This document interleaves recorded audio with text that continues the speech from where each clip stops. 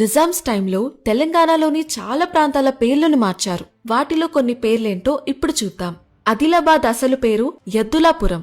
ఈ ఏరియాలో ఎక్కువ ఎద్దుల అంగడి జరగటం వల్ల ఎద్దులాపురం అని పిలిచేవాళ్లు.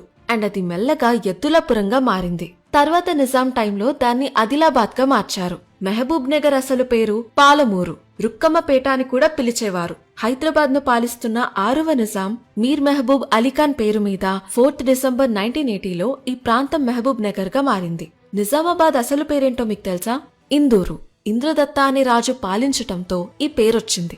ఈ ఇందూరును సిన్నాపల్లి దొరసాని అయిన సీలం జానకిబాయ్ పాలించేవారు. నిజాం నవాబు సిన్నాపల్లి మీదుగా రైల్వే స్టేషన్ వేసినందుకు కృతజ్ఞతగా జానకిబాయ్ దొరసాని ఇందూరు పేరును నిజామాబాద్ గా మార్చారని చరిత్ర చెప్తుంది. కరీంనగర్ అసలు పేరు యలగందల. కాకతీయ కాలంలో యలగందల అనే కోట అప్పుడు చాలా ఫేమస్. తర్వాత నిజామ్స్ టైంలో హైదరాబాద్ ని పాలించిన నిజాంల సర్కార్లో పనిచేసిన కరీముద్దీన్ అనే అధికారిని గుర్తించి కృతజ్ఞతగా యలగందల అని కరీంనగర్ గా మార్చారు.